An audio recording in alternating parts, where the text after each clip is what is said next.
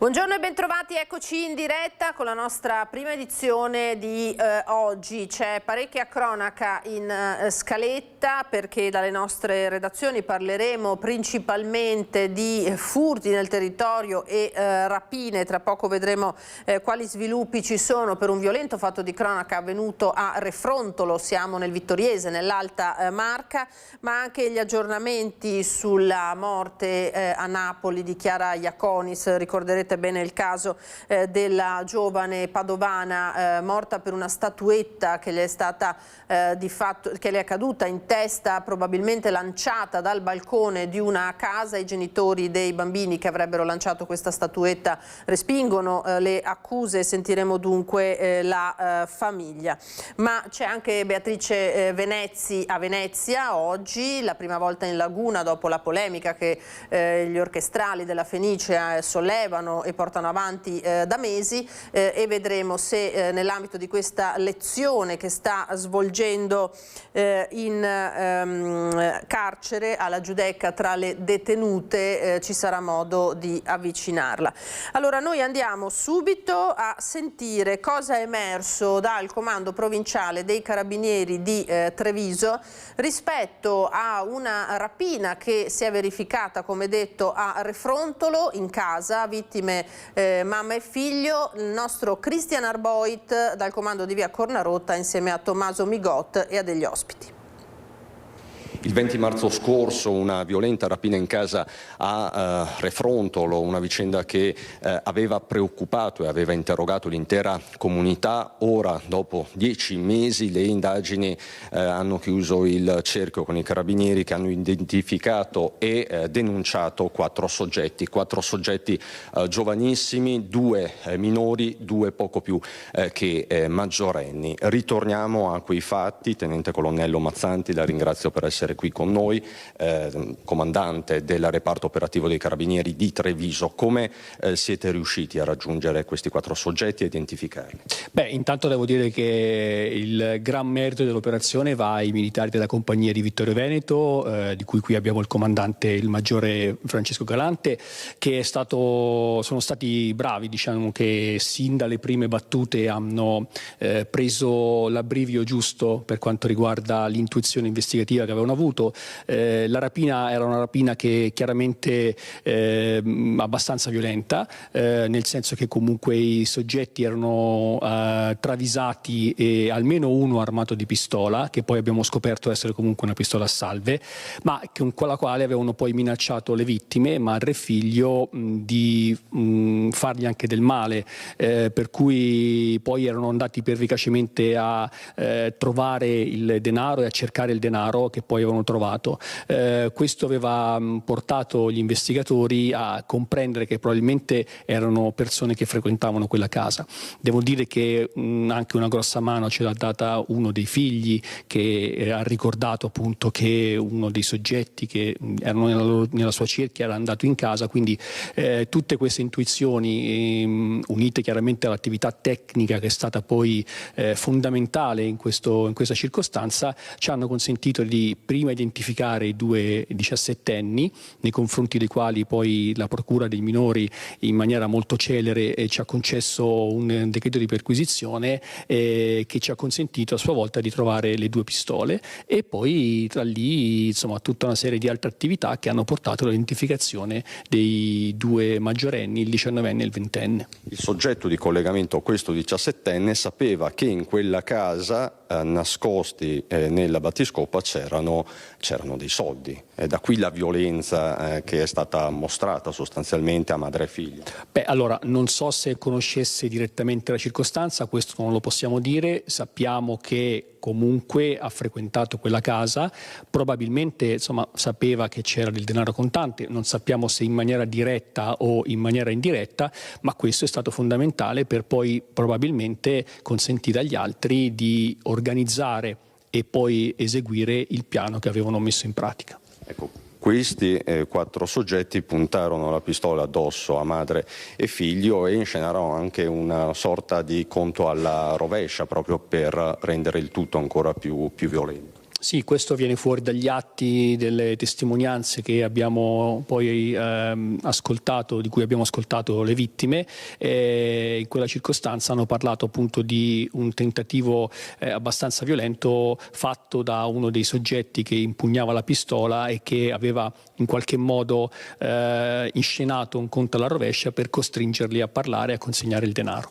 Tutti questi soggetti, sia i 2 minorenni che i 2 poco più che maggiorenni, sono di origine, sono ragazzi di origine macedone e albanese. Questo corrisponde al vero, conferma? Sì, sono italiani, perché comunque sono nati in Italia, diciamo che le famiglie sono di quell'origine lì. Ecco, e nessuno ha precedenti specifici? Non ci sono precedenti specifici e non hanno comunque precedenti di spessore che possano farci ricondurre la loro responsabilità ad altri eventi dello stesso tipo. Quindi potrebbe essere stata la loro prima rapina? Per quanto ci risulta, sì. Ultima battuta, Tenente Colonnello Mazzanti, si tratta di un'indagine molto articolata, questo va detto, va sottolineato. L'episodio il 20 marzo scorso, nei giorni scorsi appunto l'epilogo, è stata un'indagine classica, senza l'uso di telecamere, di frame, un'indagine classica. Sì. È la dimostrazione che l'attività di contrasto, quando fatta in maniera professionale e quando fatta in maniera sicuramente condotta con i metodi dell'indagine classica, porta sempre i suoi frutti. In questo caso devo dire che i militari della compagnia di Vittorio Veneto sono stati molto bravi, perché è una risposta che è stata fatta in maniera certosina, e devo dire che anche dall'ordinanza di custodia cautelare che emergono dei riscontri puntuali e precisi che hanno poi consentito al giudice di emettere le misure cautelari. Grazie a Cristian Arboit e Tommaso Migot, grazie naturalmente ai rappresentanti dell'Arma dei Carabinieri per le delucidazioni sugli sviluppi di questa inchiesta. Allora noi andiamo a un altro caso, ci colleghiamo in diretta con Padova, la nostra Valentina Visentin, che vedo già pronta, perché rispetto alla morte di Chiara Iaconis c'è un ulteriore sviluppo e non sono mancate anche le reazioni della famiglia della trentenne. A te Valentina, buongiorno. Sì, buongiorno da Padova, e quello che vi stiamo per raccontare era un momento dell'indagine atteso da tempo, perché 2 giorni fa a Napoli sono stati finalmente ascoltati dai PM che si occupano dell'indagine i genitori dei bambini che a quanto pare avrebbero lanciato la pesante statuina di onice che ha colpito Chiara Iaconis, uccidendola nel settembre del 2024 mentre stava passeggiando in una via dei quartieri spagnoli insieme al suo fidanzato durante una vacanza a Napoli. I genitori dei bambini, che sono minorenni, uno dei 2 tra le altre cose aveva meno di 14 anni all'epoca dei fatti, quindi non è proprio penalmente imputabile, sono accusati di omessa sorveglianza, ma hanno rigettato qualsiasi tipo di accusa. Hanno raccontato con dovizia di particolari come hanno trascorso quella domenica in cui è morta Chiara Iaconis. Hanno sempre detto di essere stati in casa, di non essersi allontanati dal salotto, di non essere usciti nel balcone, di non aver mai perso di vista i bambini. Quindi di fatto una ricostruzione completamente opposta a quella fatta dalla procura, che sta indagando e che ha appunto repertato anche diversi oggetti che sono stati ritrovati in casa, simili per stile a quella statuetta egiziana che ha colpito Chiara alla testa. Ma sentiamo qua nel nostro servizio come è andata l'interrogatorio e poi ci ricolleghiamo e vi facciamo sentire anche le reazioni della famiglia di Chiara. Hanno raccontato con dovizia di dettagli come hanno trascorso quella domenica di settembre del 2024, ma soprattutto hanno ribadito di non aver mai perso di vista i figli e che nessuno della famiglia ha mai abbandonato il salotto. A Napoli 2 giorni fa, nell'ambito dell'inchiesta sulla morte di Chiara Iaconis, la trentenne padovana uccisa da una statuetta lanciata da un terrazzo dei quartieri spagnoli a Napoli, sono stati interrogati i genitori dei bambini che potrebbero aver fatto cadere il pesante oggetto che ha ferito mortalmente niente chiara. I due professionisti napoletani sono ritenuti responsabili di non aver vigilato sui propri figli, uno di loro minore di 14 anni all'epoca dei fatti e quindi non imputabile. Come riporta il Mattino di Napoli, la coppia avrebbe fornito una versione completamente opposta alla tesi sostenuta dai PM titolari dell'inchiesta. Quella domenica avrebbero trascorso il pomeriggio a guardare la televisione insieme e nessuno dei figli sarebbe uscito sul balcone che affaccia nel vicolo dove Chiara Iaconis è stata colpita dalla statuetta, un oggetto pesante raffigurante una divinità egiziana che è rimbalzato scheggiandosi e colpendo mortalmente la 30enne padovana. Per i magistrati a lanciare quell'oggetto sarebbe stato uno dei bambini della coppia, sfuggito per pochi minuti al controllo dei genitori, che però hanno sempre negato di possedere una statua di quel tipo. Papà Gianfranco, mamma Cristina e i genitori di Chiara Iaconis insieme all'altra figlia Roberta intanto continuano a chiedere la verità. E appunto avete sentito, la famiglia di Chiara continua a chiedere la verità, vogliono sapere giustamente cosa è accaduto quel giorno di settembre, chi è stato a lanciare quella statuetta che ha ucciso la loro figlia appena 30enne. Noi abbiamo sentito al telefono la sorella di Chiara, Roberta, che appunto ha rivolto un ulteriore appello alla verità. La verità non smetterà mai di essere cercata. E in questo comunque non so come dire, però ci potremo veramente mettere tutta la vita, ma ne arriveremo alla fine. La procura ha fatto veramente un buon lavoro, le indagini diciamo dovrebbero essere chiuse e ha lavorato molto bene, quindi noi confidiamo in tutto il lavoro della procura perché mia sorella, ripeto, deve avere giustizia. Noi arriveremo fino alla fine, ci posso mettere anche tutta la vita, ma Chiara avrà giustizia. Certo, Napoli vi aveva mostrato insomma fin da subito grande sostegno, grande partecipazione, il fatto che insomma questa coppia non stia magari collaborando è un motivo di dolore per voi, cioè magari volete fare un appello affinché non ci sia omertà e che chi sa qualcosa si faccia avanti, non so se magari sì, avete... Noi chiediamo, cioè io come tutta la mia famiglia chiediamo la verità perché per come Chiara ci è stata portata via cioè non ci resta che appunto cercare la verità. Chiediamo di non essere omertosi e soprattutto quello che ci ha colpito è che i quartieri spagnoli, come tutta la città di Napoli, cioè, abbiamo sempre incontrato persone ogni volta che andiamo giù a Napoli che ci chiedono scusa al posto in realtà dei colpevoli veri. E noi infatti ci siamo rimasti un po' così sul fatto che i veri colpevoli non ci abbiano mai chiesto scusa. E quindi fa effetto essere fermati per strada e sentirsi chiedere scusa da parte di qualsiasi passante napoletano dei quartieri spagnoli. Tutti hanno chiesto scusa tranne i colpevoli. Queste le parole di Roberta Iaconis, la sorella di Chiara, e ora la linea può tornare allo studio. Grazie ai colleghi di Padova naturalmente per questi aggiornamenti e ai familiari di Chiara Iaconis che sono sempre disponibili naturalmente con noi anche quando arrivano notizie che riaprono necessariamente una ferita.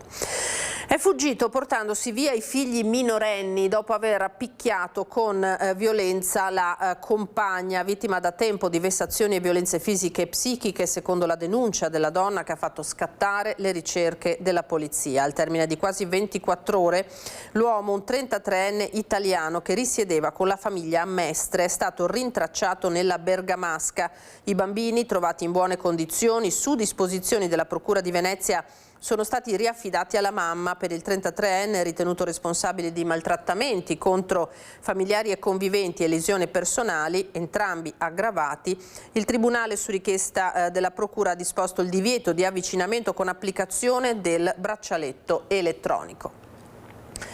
E poi c'è una notizia che arriva da Verona: ha minacciato e rapinato una donna, è fuggito con un monopattino e ha infine aggredito un poliziotto ferendolo. È accaduto, come detto, a Verona. Ha arrestato un cittadino marocchino di 39 anni, ad allertare la centrale operativa della polizia la stessa vittima. Gli agenti hanno bloccato l'uomo al termine di una fuga pericolosa, durante la quale il 39enne ha percorso tratti di strada contromano, mettendo a rischio l'incolumità dei pedoni e di altri utenti della strada. Alla fine è stato bloccato dopo aver urtato proprio l'auto della polizia. È stato trovato in possesso di un cellulare che è stato subito restituito alla proprietaria. Uno dei poliziotti è stato condotto all'ospedale di Borgo Trento, dal quale, dopo le cure necessarie, è stato dimesso con una prognosi di 15 giorni. Adesso andiamo a Bassano del Grappa, parliamo ancora di un'aggressione. Un ristoratore, la vittima in questo caso, aggredito da un gruppo di giovani in pieno centro città. Ci dice tutto quanto la nostra Vanessa Banzato, che è sul posto con Andrea Benetti. Vanessa, a te, buongiorno. Buongiorno a te, Lina, a tutte le persone che ci stanno seguendo da casa. Ci troviamo in Piazzotto Montevecchio, proprio in pieno centro Bassano del Grappa, dove qualche giorno fa è stato aggredito un ristoratore. Il motivo di questa aggressione sarebbe stato il fatto che l'uomo all'esterno del locale avrebbe rimproverato un gruppo di ragazzini perché stavano facendo troppo rumore. Fatto sta che quando l'uomo è rientrato stava rientrando nel suo locale, questi lo avrebbero seguito e l'avrebbero spinto e fatto cadere a terra, tanto che ha dovuto ricorrere alle cure del pronto soccorso dell'ospedale. Fortunatamente nulla di grave. Certo è che cresce la tensione anche in una città come Bassano del Grappa, dove sono sempre più frequenti questi episodi. Abbiamo capito che tra l'altro, grazie anche così al colloquio che abbiamo avuto con l'assessore alla sicurezza Alessandro Campagnolo di Bassano del Grappa, grazie alle telecamere della videosorveglianza sono stati subito identificati. Nel giro di una mezz'oretta il gruppetto è stato proprio intercettato dalle telecamere, è stato raggiunto in un primo momento dagli agenti della polizia locale e in un secondo momento dai carabinieri. Sono stati identificati, portati al comando e ovviamente adesso si prenderanno poi tutte quante le conseguenze, dovranno rispondere di tutte le conseguenze del caso. Fatto sta che l'età di questi ragazzini si aggira tra i 14 e i 15 anni e la cosa che ancora fa più specie è che hanno agito attorno alle 4 del pomeriggio, non erano neanche le 4 del pomeriggio, dunque in pieno giorno, incuranti davvero di tutto quello che può succedere attorno. La persona, si diceva, non ha subito gravi conseguenze, ma la paura in città resta ed è sempre molto alta. Abbiamo sentito alcune persone, tra l'altro mentre stavamo venendo, e tutte quante hanno espresso parecchia preoccupazione, tornando però a ricordare l'importanza che dovrebbe avere la famiglia, perché essendo tutti così giovani resta fondamentale, ecco, proprio anche l'imprinting che viene dato a livello educativo dalle famiglie e di conseguenza anche il supporto che dovrebbe dare l'istituzione proprio a queste famiglie, a questi ragazzini, questi fenomeni che si stanno verificando non soltanto nella città di Bassano, come sappiamo benissimo, ma un po' in tutta la nostra regione. Io chiederei alla regia allora di lanciare il servizio che è stato realizzato a Vicenza e che parla proprio dell'identificazione di quello che era un po' il leader di un gruppetto di giovanissimi, tutti minorenni, che stavano rapinando, che hanno rapinato in più occasioni coetanei e davvero hanno seminato il panico in pieno centro a Vicenza. Con questo, Lina, ti ricedo la linea. Testa calda, giovanissimo, ancora minorenne, ma secondo gli investigatori della polizia con le sue incursioni ha sollevato l'allarme in centro storico a Vicenza. È ritenuto responsabile di alcune rapine avvenute a fine 2025. La questura ha raccolto diverse denunce sporte da alcuni giovanissimi rapinati nel cuore della città del Palladio. L'autore con il tempo avrebbe assunto un ruolo particolarmente attivo all'interno di un gruppo di ragazzini. Il modus operandi sarebbe stato sempre lo stesso: accerchiavano la vittima per per poi minacciarla portandole via i soldi. Secondo quanto sostenuto nel provvedimento del GIP, la condotta del giovane sarebbe stata palesemente deviante e in dispregio delle regole del rispetto degli altri e dell'altrui proprietà, utilizzando metodi subdoli per cogliere momenti di fragilità delle parti offese e aggredirle senza remore o pietà, e nel contempo agendo in concorso con altri in un accrescimento reciproco di violenza gratuita. Il giovanissimo era già destinatario del divieto di accesso nelle aree urbane di Vicenza. Mentre sono in corso ulteriori approfondimenti investigativi, il padre lo ha portato in questura, dove è stata eseguita la misura della custodia cautelare adottata dal GIP del Tribunale per i minorenni di Venezia. Il giovanissimo è stato quindi associato in regime di detenzione presso una comunità per minori in Friuli Venezia Giulia. E purtroppo di aggressioni ne subiscono anche i sanitari, il personale del pronto soccorso dei pronto soccorso dell'ULSS 8 di Vicenza è in mobilitazione, lamentano proprio aggressioni continue e turni massacranti. Le diverse sigle sindacali hanno proclamato lo stato di agitazione in tutto il bacino dell'azienda sanitaria Berica. Ce ne parla Luisa Bertini insieme ad Andrea Gregori, che è il segretario provinciale del Nursind. Stato di agitazione del personale di tutti i pronto soccorso dell'ULSS 8 proclamato da diverse sigle sindacali. Ne parliamo con Andrea Gregori del Nursind e coordinatore RSU. Motivo di questo stato di agitazione? Il motivo dello stato di agitazione è sostanzialmente quello di porre all'attenzione della pubblica opinione e dell'amministrazione in particolare il ricorso alle cooperative nei pronto soccorso, in modo particolare il ricorso al personale medico, che in questo momento sta creando non pochi disagi ai lavoratori stabili del pronto soccorso. Poi voi mettete in rilievo anche altre criticità, come il fatto che il personale sia sottoposto magari ad aggressioni piuttosto che a turni massacranti. Sì, questo è un dato che negli ultimi anni è un aumento, non fa eccezione ovviamente l'ULSS 8, un'utenza che si rivela sempre più aggressiva e poi uno stato di disagio dovuto a una turnistica pressante che mette in condizioni lavorative veramente difficili il personale. Ecco, voi chiedete alle amministrazioni e alla politica anche una presa di posizione. Assolutamente, penso che la politica debba considerare questo aspetto di personale esterno delle cooperative non come un valore aggiunto, ma attualmente sta diventando un problema. Ecco, io ringrazio Andrea Gregori per essere stato con noi. Grazie ai colleghi di Vicenza, grazie all'ospite. Questo dunque è la situazione, ma purtroppo è una situazione, lo sappiamo, comune un po' in tutte le strutture sanitarie, questo di far fronte alle continue aggressioni purtroppo da parte di esagitati.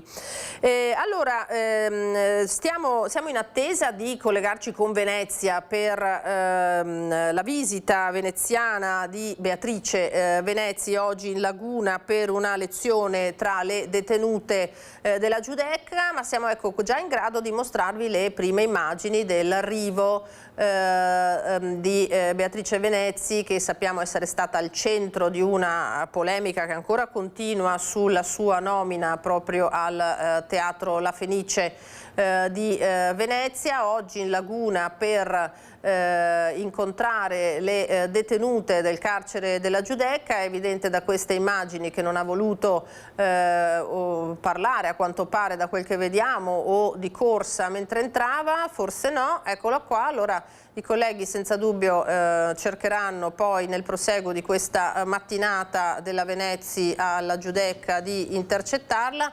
Ma è chiaro che al momento dichiarazioni ancora pare non ce ne siano, vedremo più tardi, intanto l'abbiamo vista.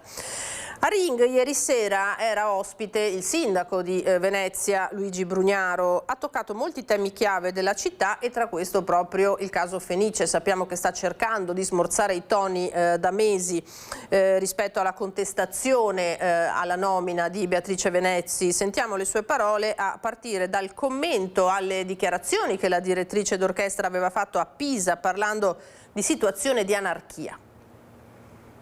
Quelle sue parole a Pisa l'hanno colpita, hanno colpito anche lei, sindaco, immagino, cioè il fatto che abbia detto non può essere che funzioni così un teatro dove c'è un po' di anarchia, no? Anche Beatrice, cioè l'ha vista una critica. Io penso che lei ha fatto un'osservazione comunque corretta, perché dice ma è possibile che questa è l'Italia, in certi casi c'è l'anarchia, dove le misure non sono più, dove non si riesce più a trovare un equilibrio. Io l'ho spiegato a chi potevo, perché c'era l'RSU, adesso scade perché dovranno fare il rinnovo, no?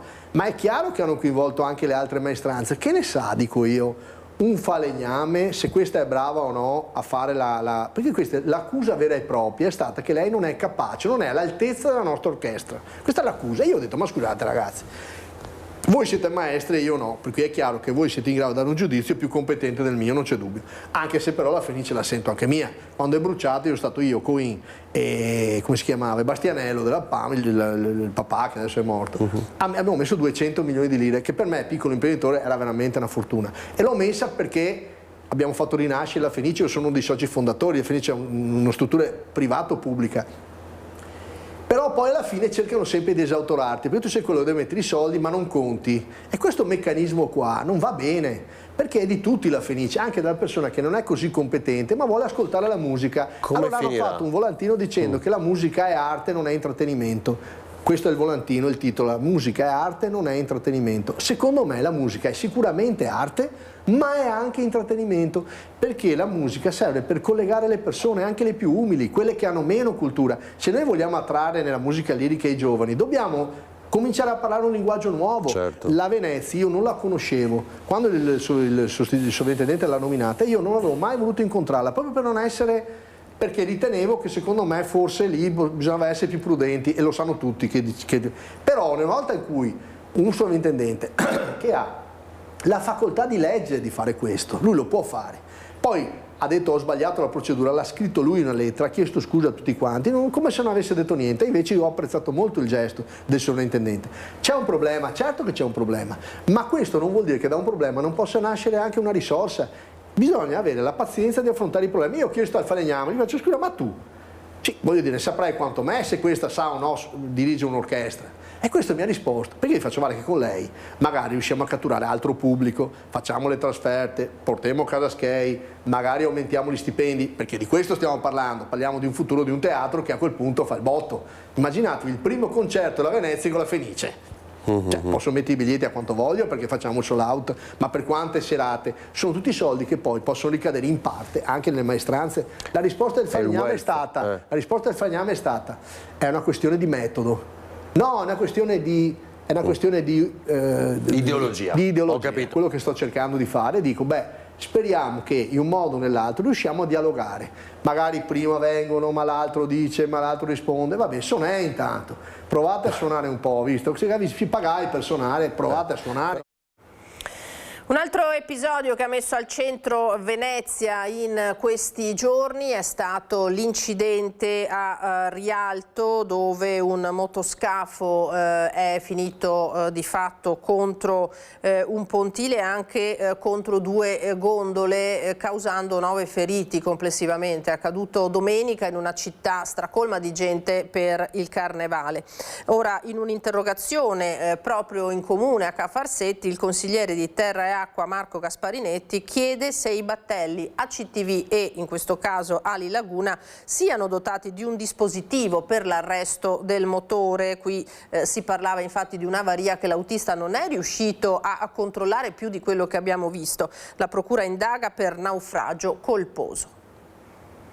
Naufragio colposo. Con questa ipotesi di reato la Procura della Repubblica di Venezia ha aperto un fascicolo sulla serie di incidenti provocati da lancioni a Lillaguna in Canal Grande.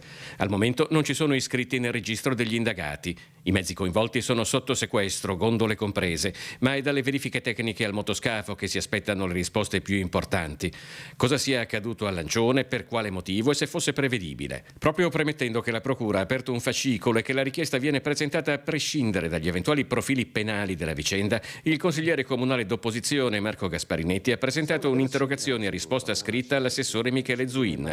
Gasparinetti chiede se per i mezzi adibiti al trasporto pubblico di linea in Canal Grande, a CTV e a Lillaguna esista allo stato attuale l'obbligo normativo di essere dotati nella plancia di comando in posizione immediatamente accessibile di un dispositivo o comando di arresto in caso di guasti.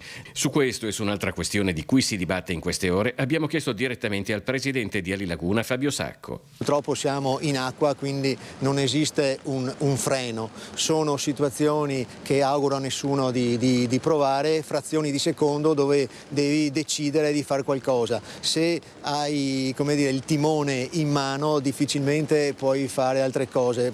Ribadisco, molto difficile. Riguardo la critica, diciamo, era una corsa bis, perché normalmente nelle corse invece quelle diciamo cadenzate e programmate le persone sono due. Ma per spegnere il motore le dice che non sarebbe andato in inerzia con tanta facilità, diciamo, non si sarebbe fermato. Allora, comunque il motore avrebbe sicuramente rallentato. Quando si spegne il motore è ovvio che si va più piano, però è facile criticare quando non si è sul posto nella situazione. L'ANSA, l'agenzia ANSA ci dà un aggiornamento di cronaca che arriva da Verona proprio in questo momento. Maltrattamenti in un asilo nido, 5 maestre interdette, questa è la notizia che arriva. Violenze su bambini da 9 mesi a 3 anni, sequestrata la struttura. I carabinieri di Verona hanno eseguito un'interdittiva di esercizio della professione per la durata di 1 anno nei confronti di 5 educatrici di un asilo privato nel centro città che è sotto sequestro. Il provvedimento del GIP arriva a termine di un'indagine avviata a dicembre dai militari per maltrattamenti ai danni di numerosi bambini di età compresa, come detto, tra i 9 mesi e i 3 anni. La polizia giudiziaria veronese, coadiuvata dal NAS dei Carabinieri di Padova, ha proceduto al sequestro dell'immobile allo scopo di interrompere immediatamente i presunti maltrattamenti e permettere tutti gli accertamenti del caso. Questa la notizia che arriva dunque da Verona. E ora andiamo all'omicidio di Sergiu Tarna a Mira alla fine del 2025. Sono stato io a sparare, lo ha dichiarato nelle oltre 4 ore di interrogatorio Riccardo Salvagno, il vigile quarantenne in carcere per aver ucciso il barman di 25 anni. Il suo legale dice ora necessaria la valutazione psicologica. Salvagno ha ammesso di aver lui esploso il colpo d'arma da fuoco. Oltre 4 ore di interrogatorio nel carcere di Verona davanti ai magistrati per il vigile quarantenne Riccardo Salvagno, in cui ha ammesso di essere stato lui a sparare quell'unico colpo in testa che ha ucciso Sergiu Tarna la notte dello scorso 30 dicembre nei campi di Malcontenta di Mira. Seppur in un contesto ambientale particolare, nel senso che lui ha confermato sostanzialmente di aver sparato non con una volontà precisa omicidiaria, ma sostanzialmente in un contesto appunto di non visibilità, in un contesto emotivo e psicologico un po' di tensione. Non ci sarebbe dunque stata premeditazione, ma l'ossessione dettata dal video, di cui invece non c'è traccia, che l'avrebbe ripreso insieme a un transessuale, Lady Brunete. Lui continua a credere in questo video e collega questo video a delle sollecitazioni che gli erano state fatte rispetto sostanzialmente a una forma, mi passi la parola, un po' ricattatoria che gli era stata proposta da qualcuno, nel senso che o tu accetti di fare certe cose oppure noi diffondiamo questo video a destra e a manca. Questa è la sua versione. Sarebbe stato questo a fargli perdere la lucidità in quelle ultime settimane prima di uccidere il 25enne, motivo per cui sarà richiesta una perizia psichiatrica. Io ho già nominato un consulente che farà delle prime valutazioni, presumo che pari valutazioni lo stesso pubblico ministero riterrà opportuno disporle su entrambi gli indagati, presumo. E questa è una linea di lettura, ovviamente, di necessitata interpretazione che noi dobbiamo dare al comportamento di un soggetto, quindi è ovvio che l'analisi criminologica e psichiatrica è necessaria. Durante l'interrogatorio, inoltre, Salvagno avrebbe nuovamente dichiarato di aver lasciato la pistola nel cassonetto. E ha confermato che trattasi di un cassonetto nei pressi dell'aeroporto di Valencia, in zona prossima a quella dove ha abbandonato la vettura. La speranza degli inquirenti però è ancora quella di ritrovare l'arma del delitto all'interno dell'auto con cui il vigile era fuggito in Spagna, auto che sarà portata in Italia la prossima settimana, mentre si attende ancora la testimonianza dell'amico di Salvagno a Tenerife. Da chiarire inoltre se Salvagno abbia effettivamente minacciato l'amico vescovo, considerato il suo complice ora in carcere a Treviso, dicendogli: se parli ammazzo te e la tua famiglia. Entrambi i legali però devono approfondire. Una affermazione fatta da vescovo e che si riferisce al momento in cui Salvagno l'avrebbe lasciato a casa. Adesso quanto ci fosse di serio in quelle minacce sinceramente non lo so. Sicuramente la concitazione di quei momenti può lasciare adito a comportamenti che magari non corrispondevano a quella che era una reale volontà. Se posso prendermi io la responsabilità, escludo in maniera categorica che Salvagno abbia minacciato vescovo di alcunché, anzi Salvagno si è in più occasioni dopo di fatto scusato con vescovo.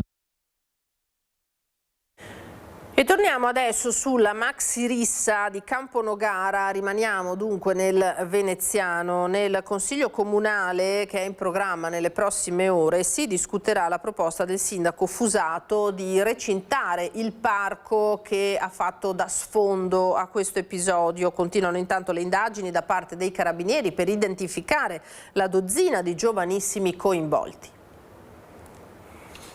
Chiudere solamente che il parco non ha un grosso seguito, perché temiamo che gli episodi si spostano da un'area a un'area del comune. Si discuterà nel Consiglio Comunale, previsto nelle prossime ore, di chiudere, recintare il parco Parolini, luogo dove è avvenuta la violenta rissa tra bande di ragazzi, anche minorenni, e che ha mandato in ospedale 5 minori e una ventenne, attualmente tutti denunciati dai carabinieri. È convinto il sindaco Fusato che così facendo si possa scongiurare il ripetersi di situazioni simili. Non la soluzione migliore invece secondo l'opposizione, che teme che il problema possa spostarsi altrove. Se da un lato si pensa di installare cancelli e recinzioni attorno al verde pubblico, dall'altro c'è la necessità di trovare i fondi per poterlo fare. Riceviamo molte segnalazioni di cittadini che durante le notti ragazzi corrono, si sbraitano e fanno episodi simili, distruggono. Quindi di conseguenza porteremo questa insieme alla sicurezza in Consiglio Comunale. Continuano intanto le indagini dei carabinieri per identificare tutti i giovani coinvolti nella vicenda. Oltre ai 5 già denunciati sarebbero intervenuti altri ragazzi, una dozzina in totale. E prima di andare in pubblicità, sempre dal veneziano, un'altra notizia che riguarda invece una maxi frode col bonus facciate. Eccola qua, siamo sull'home page della Tribuna di Treviso, operazione della Guardia di Finanza che vede sequestri addirittura per 76 milioni di euro e 19 indagati. L'inchiesta coordinata dalla Procura di Venezia, i lavori per i quali erano stati richiesti i crediti d'imposta non sarebbero mai stati realizzati. L'organizzazione guidata da un ragioniere padovano con studio nel Trevigiano, sequestri a nord-est e nel resto d'Italia. Noi ci fermiamo allora per qualche minuto, rimanete con noi con molta altra cronaca e altri collegamenti.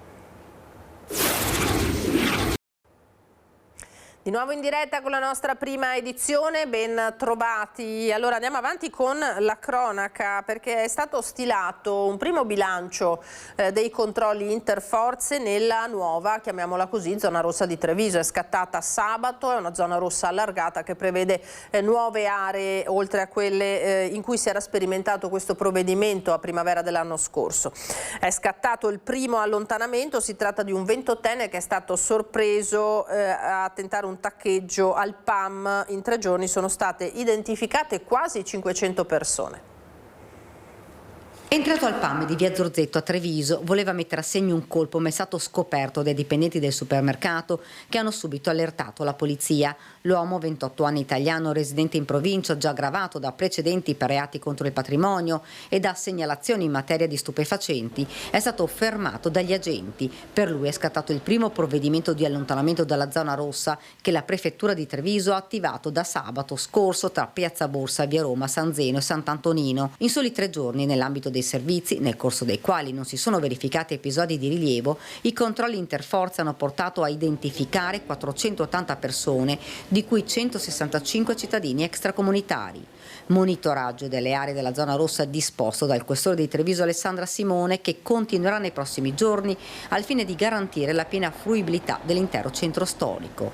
Fondamentale la percezione di sicurezza, ha spiegato il sindaco di Treviso Mario Conte. Cosa ho riscontrato di positivo quando è stata attuata la prima zona rossa, e spero che ci sia l'effetto anche in questa seconda, che ha agito anche sulla sicurezza percepita, cioè molti cittadini, molti commercianti, molti titolari di locali mi hanno detto che con la zona rossa si sono sentiti comunque più sicuri, presidiati. Nel tardo pomeriggio di sabato invece è stato emesso un ordine di allontanamento ai sensi del regolamento di polizia urbana nei confronti di un 18enne intercettato in evidente stato di ubriachezza e di agitazione all'esterno del supermercato di via Zorzetto, dopo aver danneggiato alcuni prodotti alimentari all'interno dell'esercizio commerciale. Il giovane è stato anche sanzionato amministrativamente per il suo stato di ubriachezza molesta. Sempre nella giornata di sabato, durante i normali controlli di prevenzione, una volante della Polizia di Stato, a seguito di un controllo nel quartiere di San Pelaio,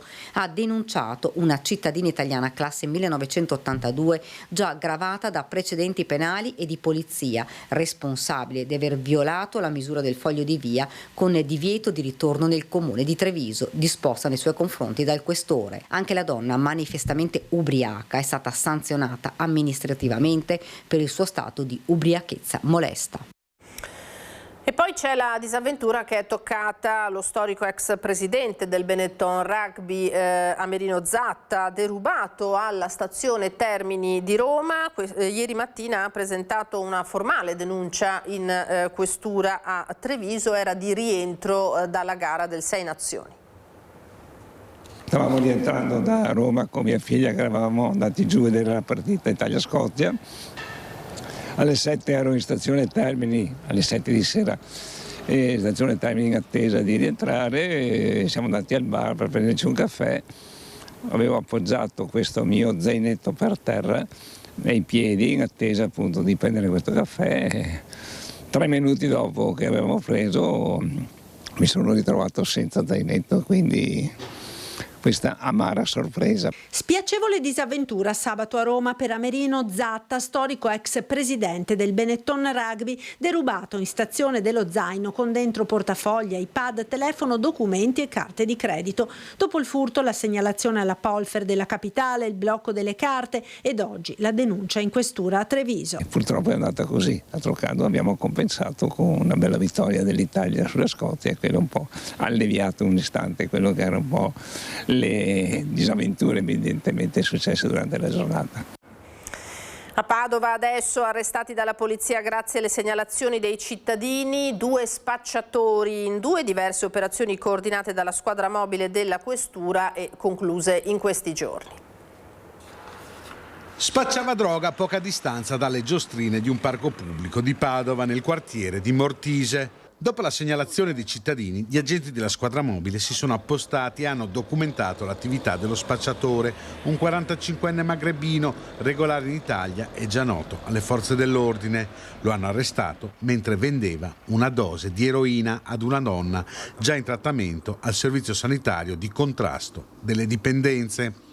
Sequestrati oltre 600 euro in contanti, oltre a 2 grammi di eroina. Il questore di Padova, Marco Dorisio, ha chiesto alla prefettura di avviare la procedura di revoca del permesso di soggiorno. Guai anche per un 21enne italiano residente nel quartiere della Sacra Famiglia che ha visto i poliziotti entrare in casa dopo che un vicino aveva allertato le forze dell'ordine, infastidito dal continuo andirivieni di clienti nelle vicinanze dell'abitazione del giovane, trovato con oltre 500 euro in contanti e 250 grammi di hashish nascosti in un paio di scarpe in camera da letto. Il ragazzo incensurato se l'è cavata con qualche giorno di arresti domiciliari e la condanna in primo grado davanti al giudice monocratico a 1 anno e 2 mesi, pena sospesa con il beneficio della condizionale.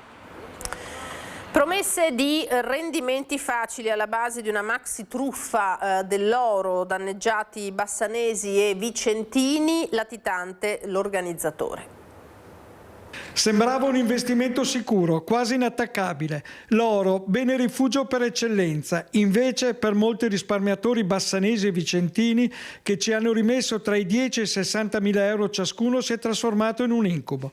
Sono anche nel bassanese e nel vicentino le vittime della maxi truffa sui lingotti d'oro, scoperti dalla Guardia di Finanza, un raggiro da oltre 22 milioni di euro che ha coinvolto alcune centinaia di persone in Veneto. Al centro della beffa c'era la Global Group Consulting. Il meccanismo era semplice e proprio per questo efficace. Investimenti in lingotti d'oro formalmente custoditi in cavò con la promessa di rendimenti fino al 4% al mese. In realtà, secondo la finanza, i lingotti non c'erano o erano solo in minima parte.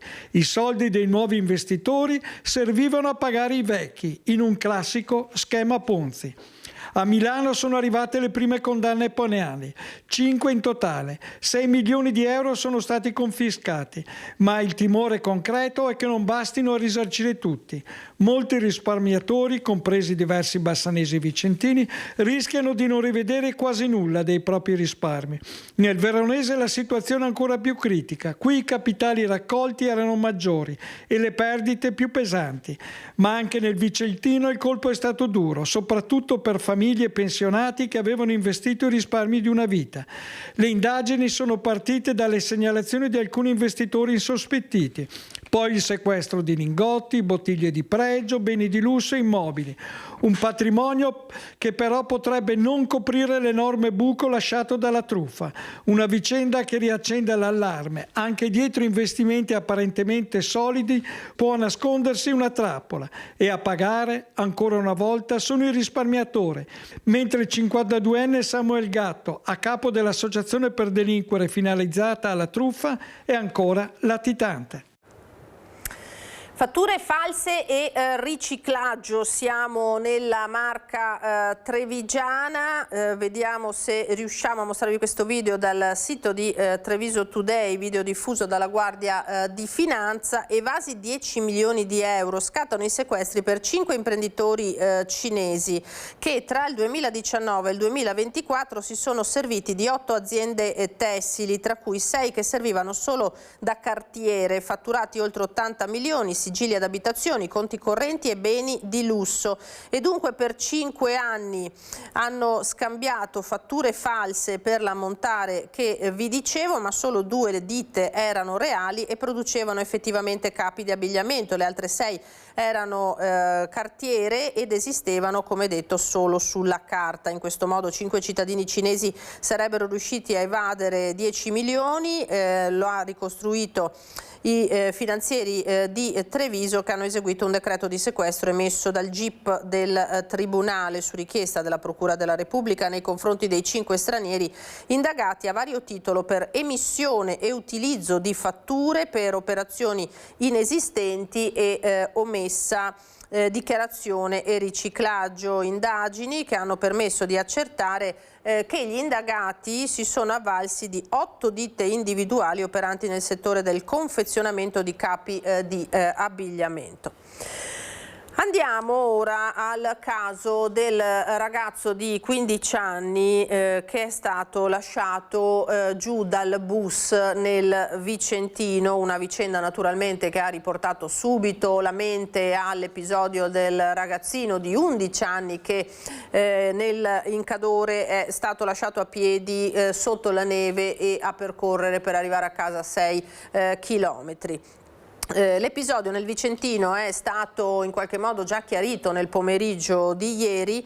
Si tratta di un minore disabile che aveva dimenticato l'abbonamento. Le scuse del presidente dell'azienda di trasporti che ha contattato la mamma con l'intenzione di incontrarla la prossima settimana. A nome dell'azienda porto ovviamente le scuse pubblicamente alla famiglia e allo studente coinvolto in questo increscioso fatto. Come azienda ci siamo mossi subito, abbiamo individuato l'autista e abbiamo chiarito ovviamente nella nostra parte le responsabilità che sono ovviamente da parte di SVT importanti, in quanto trasportando persone dobbiamo tenere sempre conto che le regole sono importanti, ma è anche vero che vanno sempre prese in considerazione a seconda del contesto. I ragazzi minorenni soprattutto non vanno lasciati assolutamente a terra. Una verifica interna ad SVT a tempo di record ha permesso di accertare ed ammettere le responsabilità dell'azienda nei confronti di un grave episodio che ha visto protagonista a suo malgrado un minorenne disabile. Era rimasto solo sotto la pioggia alla fermata del bus dopo essere stato fatto scendere dall'autista del mezzo di trasporto pubblico per aver dichiarato di essere senza il tesserino di abbonamento. Il ragazzino disabile è tornato a casa dopo la scuola solo grazie all'intervento del nonno, contattato successivamente dal quindicenne col cellulare. Un grave episodio riportato dalla stampa che ha richiamato alla memoria la vicenda di fine gennaio dell'11enne in provincia di Belluno, fatto scendere dall'autobus linea 30 a Calalzo Cortina, costretto a camminare per 6 chilometri al gelo sotto la neve perché sprovvisto della maggiorazione del biglietto disposta per le Olimpiadi invernali. A Vicenza il fatto è accaduto in corso San Felice, nei pressi della fermata dell'Istituto Piovene. Lo studente disabile era convinto di essersi dimenticato il documento di viaggio a casa, ritrovandolo invece subito dopo essere stato fatto scendere dal bus. Un comportamento dell'autista inaccettabile che la madre ha reso pubblico denunciando alla stampa l'accaduto. Siamo di fronte a una questione che riguarda la tutela dei minori, la responsabilità sociale e il rispetto della dignità della persona, soprattutto in situazioni che coinvolgono minorenni, ma soprattutto se in condizioni di fragilità, la priorità deve essere sempre la sicurezza ed è per questo che Assoutenti chiede verifiche puntuali sull'accaduto, ma soprattutto l'introduzione di procedure uniformi che garantiscano in ogni caso il rientro a casa e il raggiungimento della scuola in condizioni di massima sicurezza. Provvederemo nei confronti dell'autista ovviamente a contestare il comportamento che non è in linea con le regole, ma neanche con la policy, con la visione che ha SVT nei confronti dell'utente, che deve essere sempre comunque rispettato. E auspico anche di incrociare o incontrare la famiglia o poter parlare con loro per portare le scuse direttamente. Ora andiamo a Bassano, nel quartiere di Cabaroncello, in via Carducci, dove una donna è stata trovata senza vita nella sua camera da letto. A dare l'allarme il titolare del pub in cui lavorava. Dramma in questo condominio di via Carducci a Bassano, dove il corpo senza vita di Elisa Zen è stato rinvenuto dai vigili del fuoco, riverso sul letto. La donna, 49 anni, sarebbe morta nel sonno. A dare l'allarme sarebbe stato il suo datore di lavoro, Jordi Ferronato, titolare del Saiso, dove Zen lavorava da tempo. Non avendola vista arrivare al locale, preoccupato, ha provato a chiamarla. Nessuna risposta. È stato contattato quindi il padre della 49enne. Si sono recati a casa sua, ma la porta era chiusa. E quando i pompieri l'hanno aperta, la terribile scoperta che ha scioccato chiunque la conoscesse. Prima del Saiso aveva lavorato per anni al pub Tetley's, stringendo un forte legame d'amicizia con il titolare Fidenzio Bresolini e la moglie. Sia lui che l'attuale titolare la ricordano usando soltanto belle parole che arrivano da un cuore stretto in un grande dolore. Una donna descritta come una grande lavoratrice, legatissima al figlio tredicenne, una persona professionale ben voluta da tutti per la sua empatia e la sua vitalità, così come ci racconta anche anche una sua vicina sconvolta che ci ha chiesto di non essere ripresa perché è troppo scossa. Elisa, una carissima ragazza, brava, veramente molto disponibile, molto gentile, molto lavorativa e quindi l'hanno trovata sul letto, già volata via, in poche parole. È stato un avvenimento purtroppo molto forte da superare, anche perché io poi, che sono molto sensibile a queste cose, speriamo che non succeda mai più a nessuno, certo. Soprattutto i buoni come lei. Non si esclude che verrà eseguito l'esame autoptico sul corpo di Elisa Zen per capire cosa possa aver causato una morte di cui nessuno si riesce a capacitare. E un'altra giovane vita spezzata è quella di una mamma di 46 anni di Cassola. Si allunga la lista di donne non ancora cinquantenni stroncate da malori improvvisi. A fine gennaio Anna Maria Broda, 43enne di Cairano San Marco, in servizio come vigilessa a Montebelluna. Pochi giorni dopo la coetanea Margherita Rebellati, originaria di Salvarosa di Castelfranco, commessa in una cooperativa sempre a Montebelluna. Lo scorso sabato sorte analoga tra le mura di casa è toccata a Katia Ceccon, 46enne residente a Cassola col marito Christian e i 2 figli Thomas ed Emily. Sono stati proprio i familiari a trovarla senza vita sul divano, dove la donna si era coricata spostandosi dalla camera da letto. Il marito era rientrato tardi per motivi di lavoro e pochi giorni prima aveva ricevuto dalla consorte la sorpresa della festa per il suo 50° compleanno alla presenza degli amici del complesso bandistico San Marco. Scossa l'intera comunità cassolese, dove la famiglia è molto conosciuta. In occasione del funerale di Katia Ceccon, fissato per venerdì 13 alle 15 a Cassola, le offerte raccolte saranno devolute all'associazione Ciao Lapo, che si occupa di lutto perinatale. E parleremo tra l'altro proprio tra poco, nella ultima parte della nostra prima edizione di lutto perinatale. Adesso apriamo la pagina sulle Olimpiadi, perché oggi e domani è prevista a Cortina la presenza del Presidente della Repubblica Sergio Mattarella. Lo scrive anche l'ANSA. Assisterà al Super G olimpico, Capo dello Stato, sarà anche al villaggio degli atleti e a Casa Italia, e dunque dopo aver dichiarato aperti i Giochi di Milano Cortina, il Presidente della Repubblica sarà oggi proprio nell'Ampezzano per assistere ad alcune gare delle Olimpiadi invernali, tra cui il Super G femminile, che vedrà al via tra le italiane Sofia Goggia e Federica Brignone. Oggi pomeriggio il Capo dello Stato, che la scorsa settimana ha già dedicato 3 giorni alle Olimpiadi, arriverà nella Regina delle Dolomiti dopo aver inaugurato a Trento l'anno accademico, intitolando ad Alcide De Gasperi la Biblioteca Universitaria Centrale, programma che prevede per la giornata di domani anche la visita al villaggio olimpico, dove, accolto dal presidente del CONI Bonfiglio e dal segretario generale Mornati, pranzerà con le atlete e gli atleti azzurri. Questo è il programma del Presidente della Repubblica. Torniamo al caso di Lindsey Vonn, la campionessa americana che è ricoverata al Cafoncello di Treviso dopo la bruttissima caduta di domenica in discesa libera a Cortina. È arrivato il suo primo messaggio, ma le è stata inviata anche la lettera dal sindaco con dei fiori, tanti gli omaggi che sta ricevendo dalla città. Io non posso fare altro che augurare chiaramente a questa grandissima e straordinaria campionessa un buon rientro e una prontissima guarigione. Francesco Benazzi, direttore generale dell'ULS 2, si rivolge alla campionessa di sci Lindsey Vonn, ricoverata all'ospedale Cafoncello da domenica pomeriggio, augurandole di ritornare al più presto alla sua famiglia. Ma il decorso della frattura scomposta alla tibia sinistra, che ha necessitato di 2 operazioni e dell'impianto di un fissaggio esterno, non sarà breve. Dell'infortunio parla la stessa sciatrice americana nel post pubblicato sui social, in cui racconta di un sogno olimpico che non è finito come lo aveva immaginato. Ho provato, ho sognato, ho saltato, scrive Vonn, riassumendo quello che per lei costituiva Cortina, l'Olimpiade a 41 anni dopo quello che aveva già passato. Ma i precedenti infortuni, dice, non c'entrano nulla con la caduta in discesa libera. Vonn sapeva che anche questa volta gareggiare costituiva un rischio. La differenza tra trionfo e catastrofe misura pochi centimetri, scrive, ma lo sci è come la vita e la vita è troppo breve per non tentare. L'unico fallimento conclude, è non provarci. Nessun rimpianto, anche se ci vorranno diverse altre operazioni per recuperare la funzionalità del ginocchio.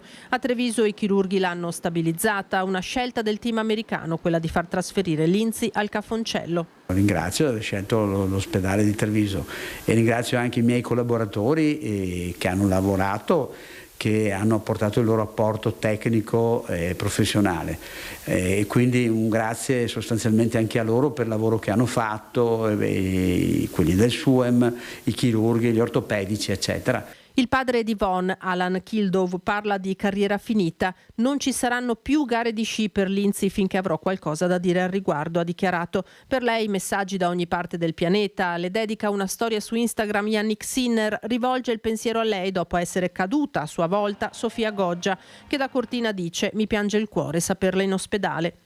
Ma non è la fragilità, semmai la forza di Yvonne, il suo invito a perseguire con coraggio i propri sogni, che ispirano la lettera che il sindaco di Treviso Mario Conte le ha inviato insieme a dei fiori. Questo è il messaggio che ci resta e che risiede nell'essenza stessa delle Olimpiadi, scrive: il valore del tentativo, la dignità di rischiare per qualcosa di grande, il non mollare mai. È una lezione potente e Treviso in questi valori si riconosce. Per questo oggi ti è ancora più vicina. Facciamo il tifo per te.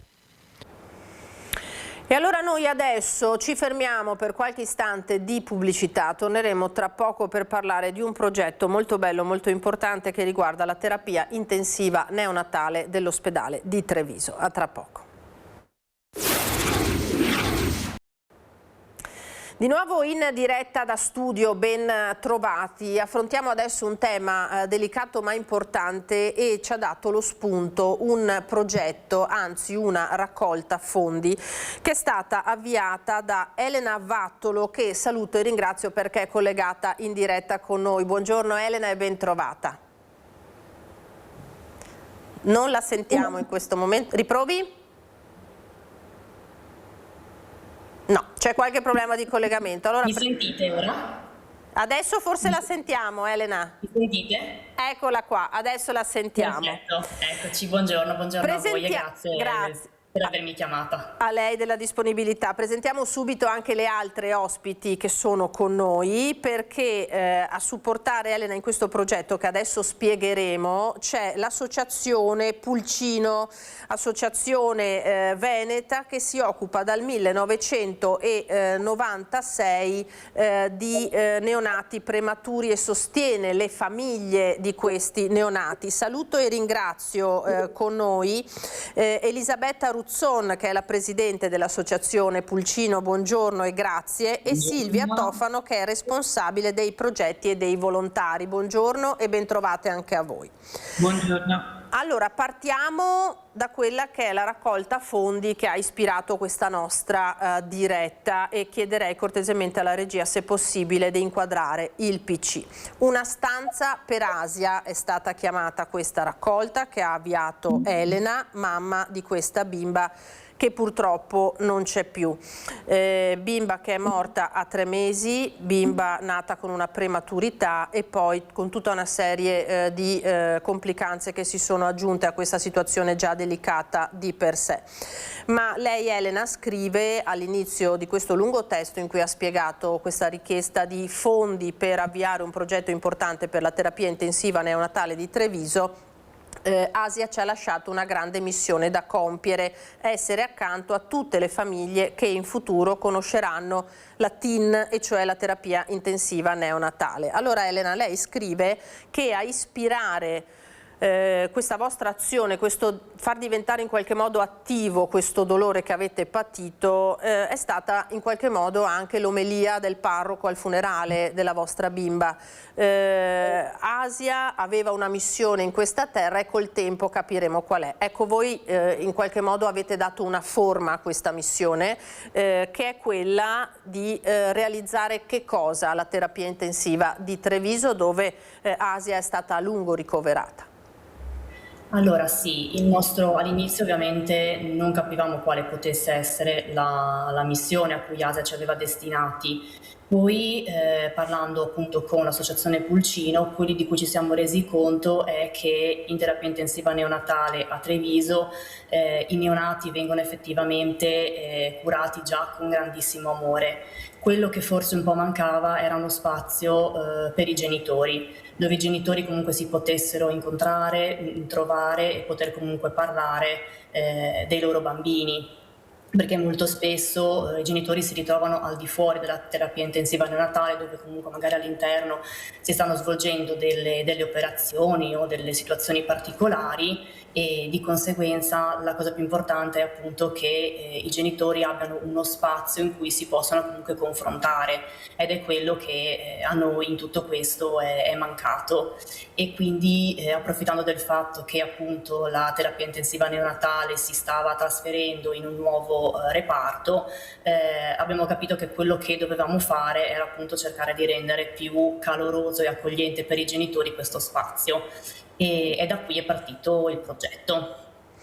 Ecco, allora c'è un obiettivo, no, che voi vi siete dati, ma prima di questo volevo chiederle, Elena, anche se non è sicuramente facile, che esperienza vi siete trovati a vivere voi? Nel senso, naturalmente sono vicende, anche sappiamo tutti, una gravidanza può portare a tante situazioni, a delle difficoltà necessariamente, in questo caso la prematurità della vostra bambina, 33 settimane, e poi cos'è successo? Allora, la prima difficoltà grandissima che abbiamo incontrato è stato quello di ritrovarci in una terapia intensiva, ambiente che assolutamente non conoscevamo e oltretutto lontana da dove io in quel momento ero ricoverata. Asia infatti è nata a Udine e a 2 giorni di vita è stata trasferita a Treviso, quindi io mi trovavo in un reparto maternità lontano comunque chilometri dalla mia bimba, non la potevo vedere, non potevo stare con lei. Nel momento in cui mi hanno dimessa ho avuto la possibilità appunto di andare a Treviso, e lì mi sono ritrovata in una realtà completamente diversa da tutto quello che una mamma si può aspettare, perché chiaramente una mamma pensa sempre di poter vivere i primi giorni accanto al proprio bimbo in un ambiente comunque accogliente e caloroso. Questa cosa all'interno della terapia intensiva neonatale c'è stata, mi sono sentita subito supportata e ho trovato delle persone molto competenti e anche molto accoglienti. Quello che appunto mancava, e questo l'ho capito nei giorni successivi, era il potersi confrontare con altre famiglie che stavano vivendo il nostro stesso percorso e le nostre stesse problematiche. E quindi diciamo che è stata questa la primissima difficoltà, il primissimo impatto che io ho avuto con una teen, ripeto, un ambiente che assolutamente non conoscevo, se non fosse stato per questa esperienza. Allora, adesso abbiamo già visto qualche immagine noi di com'è in questo momento l'ambiente in cui, ecco, lo vedete, il prima e il dopo rispetto a questo progetto che si sta mettendo in atto, l'ambiente che si vuole in qualche modo attrezzare per le famiglie. Ma andrei all'associazione Il Pulcino. Presidente Ruzzon, voi sicuramente di queste esperienze, di queste storie, di questi racconti ne sentite molti dal 1996 a oggi. Quanto è importante stare vicino a queste famiglie, e in questo caso questo progetto che valenza ha anche dal vostro osservatorio? Sì, noi siamo genitori, quindi sappiamo perfettamente qual è il percorso che avviene all'interno della terapia intensiva neonatale. Fondamentale creare per i genitori un ambiente che possa essere veramente accogliente, come diceva Elena, veramente a misura di ambiente familiare. Questa è una delle prerogative che ci siamo così prefissati. L'occasione c'è stata perché la terapia intensiva neonatale ha appena traslocato nell'ambiente nuovo e esiste, l'avete visto un po' in flash in quello che è un video. Si trattava appunto di renderlo vivibile, gestibile, per dei genitori, che a lato c'è anche una stanzina di colloqui. In quella stanzina alle volte avvengono veramente dei colloqui molto pesanti per i genitori, che determinano un po' le sorti di quello che è il futuro di questa famiglia. Quindi si trattava di renderlo più familiare possibile, ma nello stesso tempo molto delicato, ovvio che ci troviamo in un ambiente veramente molto delicato. Quindi noi abbiamo interpellato un progettista specializzato proprio in queste tematiche qui, e fortunatamente ci ha donato l'intero progetto, e questo per me è stato essenziale in quello che è la raccolta fondi, e attraverso la famiglia di Asia, quindi Elena e Massimo, possiamo raccogliere quello che è il denaro per portarlo all'allestimento. Non è semplicissimo perché l'allestimento va all'interno di un ospedale, quindi deve rispettare tutti i canoni necessari per passare tutte le autorizzazioni e le certificazioni, e quindi il nostro progettista donatore si è occupato anche di assolvere tutte quelle che sono queste pratiche burocratiche ma necessarie. Questo è in sintesi il tutto. Ecco, allora chiederei alla regia di far... Sì, Elena voleva intervenire? No, forse no. Ecco, allora rivediamo intanto le immagini, scusate, grazie regia, rivediamo le immagini di come diventerebbe questo spazio. Volevo chiedere a Silvia Tofano, voi collaborate con diverse terapie intensive neonatali del Veneto, quanto importante sarebbe avere un po' dappertutto un genere di accoglienza, di ambiente di questo tipo, per cercare di rendere a queste famiglie meno penoso anche lo stare accanto ai bambini che non si possono più di tanto approcciare, tenere con sé, abbracciare? Noi collaboriamo con 5 terapie intensive neonatali nel Veneto, e la questione degli spazi è una questione sempre determinante, perché il paziente è il neonato. I genitori hanno sempre da parte degli operatori l'input di essere quanto più presenti possibile accanto al neonato, perché la loro presenza è parte della cura.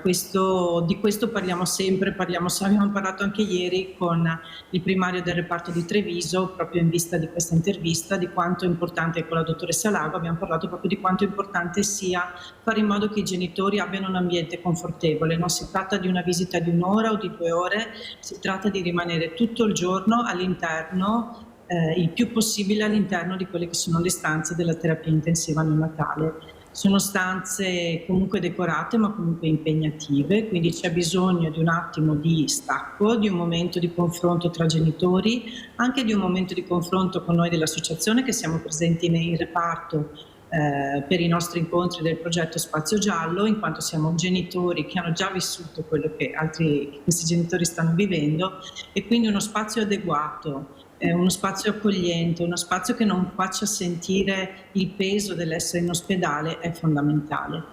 Purtroppo a volte manca proprio lo spazio, quindi abbiamo colto,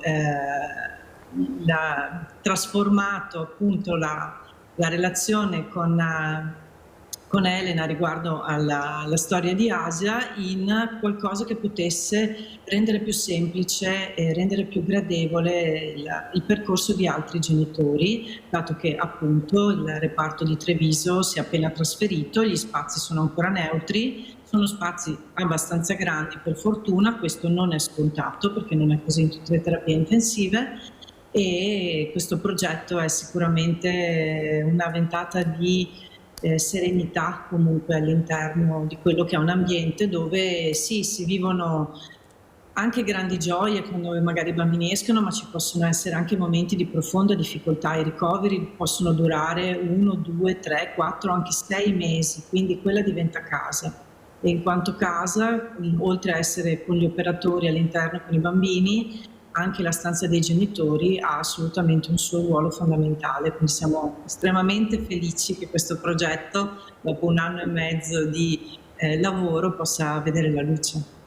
Ecco Elena, abbiamo sentito quali sono le circostanze che hanno un po' favorito, no? Treviso, spazi nuovi, spazi ampi, per cui c'è anche l'occasione tutto sommato di metterci le mani e di già partire con un progetto di questo genere. Però lei nella sua, nel messaggio che anticipa, appunto, che contiene la raccolta fondi online, dice anche che Asia è stata ricoverata in diverse strutture, e allora la mia curiosità, anche se lei parzialmente prima ha già risposto: perché Treviso? Perché voi di Udine avete pensato di cercare di realizzare al Cafoncello questo progetto? Allora, diciamo che il fatto di essere stati indirizzati su Treviso ovviamente è stata una questione assolutamente medica, quindi sono stati i primari di Udine che ci hanno indirizzato verso Treviso. L'idea di sostenere Treviso è stata, diciamo, portata dal fatto che comunque è qui che Asia ha vissuto la maggior parte del suo tempo. È stata ricoverata quasi 2 mesi, quindi praticamente 2/3 della sua vita, e è stato il reparto dove comunque ci siamo sentiti più a casa. E quindi l'idea, diciamo, di destinare la nostra raccolta fondi a Treviso nasce assolutamente da questo fatto principalmente. Senta, allora parliamo di questa raccolta fondi e del progetto. Voi vi siete dati un obiettivo di 10.000 euro, vediamo, e insomma si è già iniziato a versare. Naturalmente noi speriamo che anche questo appuntamento di oggi possa favorire la sensibilità e la sensibilizzazione rispetto a questo progetto. Spiegandolo si fa capire alle persone quello che volete fare, allora magari ci sarà un'ulteriore spinta. Questo è l'obiettivo, spieghiamolo bene e come vi muoverete. Sì. L'obiettivo è proprio quello di riuscire in sostanza a pagare esclusivamente quello che è il fornitore. Quindi è un fornitore, ovviamente, è un fornitore specializzato in questo tipo di allestimenti, e quindi la cifra di 10.000 euro è la cifra che serve solo e esclusivamente per l'allestimento, il fornitore e la messa in atto. Quindi questo è il nostro obiettivo, diciamo. Certo, quindi una volta raggiunta questa cifra poi si procederà, insomma, che tempi ci sono, ecco, secondo voi, per vedere realizzato questo che da sogno sta diventando una realtà? Guardate, proprio oggi devo andare a firmare il contratto con l'allestitore, quindi era un appuntamento già preordinato da una settimana, e quindi oggi andiamo a siglare quello che è l'inizio dei lavori, e io credo che nel giro di 2 mesi, 3 mesi massimo potremo dire di riuscire ad avere il lavoro completo.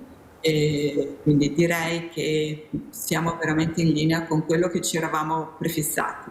Benissimo, poi naturalmente vorremmo esserci anche noi, se possibile, a vedere poi il lavoro realizzato, per cui lo prendiamo come un impegno di venire personalmente a vedere questa nuova realtà. Silvia, tante le famiglie che hanno bisogno di sostegno, la vostra associazione nasce per questo, no? Perché non è un cammino facile. Quante ha una stima un po' rispetto al vostro percorso, di quante famiglie possono aver avuto bisogno di voi, possano essere entrati a far parte di quella che immaginiamo possa diventare anche una sorta di famiglia rispetto al vostro sforzo? Sì, decisamente si creano legami molto speciali, proprio perché condividiamo la stessa esperienza, che anche quando i figli sono cresciuti rimane comunque impressa, perché la storia fa parte proprio della storia di ognuna di noi. Solo l'anno scorso abbiamo fatto 52 incontri in TIN, abbiamo fatto più di 5.000 chilometri per andare nelle varie TIN a parlare con i genitori. Abbiamo incontrato a domicilio con il nostro progetto On Visit 29 famiglie raggiunte vicino a tutte le TIN con cui collaboriamo, percorrendo più di 8.000 chilometri.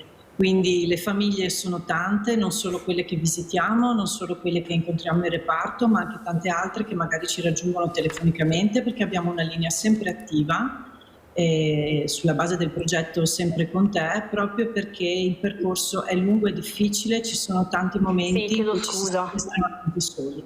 E il nostro obiettivo è fare in modo che nessun genitore si senta mai solo.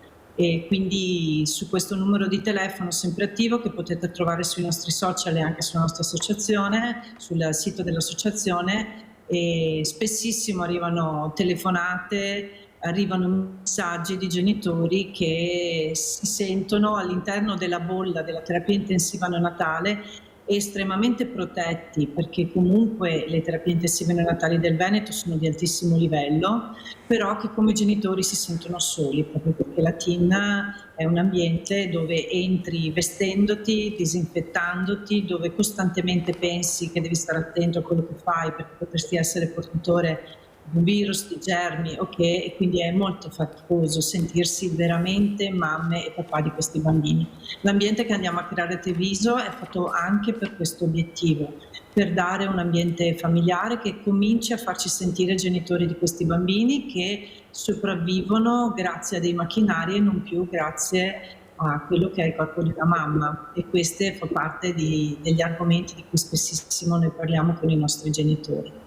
Nel nostro database finora contiamo più di 2500 famiglie che per un motivo o per l'altro comunque ci hanno contattato perché avevano bisogno di un supporto. Grazie, allora è riuscita a ricollegarsi Elena. Elena, allora l'ultima parola la lascerei a lei. Che appello facciamo? Cosa si sente di dire per invitare anche a sostenere questo vostro progetto?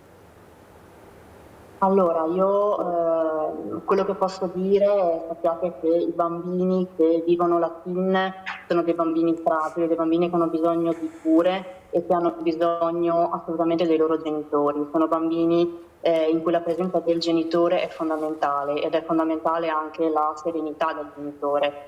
Quindi curare i genitori è sicuramente la partenza e la cosa più importante da fare. Questa nostra raccolta fondi è un grandissimo progetto a sostegno soprattutto dei genitori di questi bambini prematuri e quello che posso dire è che invito a sostenere questa causa proprio perché aiutare i genitori è forse la cura più importante per tutti questi bimbi così piccoli e fragili. Grazie, grazie allora a tutte quante, grazie ad Elena, mamma di Asia, eccola qua la raccolta fondi, lo dimostriamo per l'ultima volta che così chi volesse donare sa che online può procedere appunto a un eventuale versamento, chi vuole rivolgersi all'associazione Il Pulcino l'abbiamo descritta, può naturalmente anche trovare tutti i contatti e i riferimenti sul sito, grazie alla Presidente Elisabetta Ruzzon, grazie a Silvia Tofano, responsabile dei progetti e dei volontari. Grazie davvero a tutte per questa bellissima testimonianza che ci avete dato. Grazie a voi. Allora, noi adesso abbiamo pochi minuti ancora, ma andiamo a fare il punto sulla situazione non semplice che vivono i lavoratori della Idro di Feltre, con l'azienda che sta smantellando lo stabilimento alla vigilia del tavolo ministeriale, l'ira dei sindacati, sono arrivate forti reazioni anche dalla politica. A pensare male si fa peccato, ma alle volte ci si indovina, sì, perché quanto sta accadendo sulle teste dei lavoratori della Idro di Feltre ha dell'incredibile ad essere gentili. Prima i 2 incendi che nel giro di pochi giorni costringono al fermo della produzione almeno per altre 10 settimane. Ora la comunicazione ferale dell'azienda è intenzionata a spostare unilateralmente a Ornago le matrici necessarie alla realizzazione di componentistica attesa da clienti. Tutto in barba agli impegni assunti in sede ministeriale. Noi abbiamo risposto che assolutamente i patti non erano questo, abbiamo chiesto almeno di aspettare l'incontro di domani al Mimit, nel corso del quale avremmo dovuto avere le rassicurazioni rispetto al programma che ci si è dati, ma l'azienda ha comunicato che in maniera unilaterale non terrà fede agli impegni presi. Una doccia gelata alla vigilia del tavolo convocato al Mimit. Il fattaccio si è concretizzato nelle scorse ore e ha completamente mutato mutato lo scenario che vedeva Hydro formalmente impegnata a non avviare iniziative unilaterali fino all'incontro dell'11 febbraio, a nominare un advisor per la reindustrializzazione, a mantenere gli impianti efficienti, a garantire la continuità produttiva e a non trasferire alcunché al di fuori del perimetro aziendale. L'azienda mette al primo posto l'interesse suo, cioè la salvaguardia dei clienti, e non ha nessun interesse nella salvaguardia invece del lavoro e della produzione a Feltre. Il trasferimento delle matrici e il fermo prolungato degli impianti non sono dettagli tecnici ma atti sostanziali che pregiudicano il futuro del sito, scrivono in una nota congiunta FIM, CISL e FIOM CGIL, convinti che questo svuotamento di fatto rende la discussione sulle procedure di legge una mera formalità burocratica, privando il territorio e le maestranze di qualsiasi reale potere contrattuale. Giovedì è previsto l'incontro con i lavoratori. Abbiamo già in cantiere le assemblee che dovremmo fare prima volta nella storia dell'Hydro fuori dalla fabbrica perché non è agibile, tanto per chiarirci le situazioni in cui siamo. E insieme ai lavoratori decideremo come fare. Dipende molto dalle risposte che domani ci darà Hydro in relazione non tanto alle matrici, ma intanto alla continuità aziendale che per noi è fondamentale. Nessuno compra un'azienda che è ferma, nessuno. In chiusura una notizia che riguarda gli annunciati scioperi del trasporto aereo per il 16 febbraio e quindi il lunedì e il 7 marzo, sia dal garante che poi dal ministro delle infrastrutture e dei trasporti Matteo Salvini è arrivato l'appello a spostare questi scioperi dopo Milano-Cortina.